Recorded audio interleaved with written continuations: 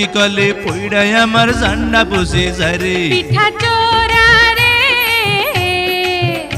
আরে পিঠার ছালে কেন হা মুখে পান সুপারি তুই দে। আরে কেমন তোমার বাহাদুরি খবর গেছি পাইয়া, একটা পিঠা খাইয়া তুমি গেছো কাহিল হইয়া। আপা পিঠা রে তোরে খাইতে গিয়া আমার মুখটা সইলা গেছে রে।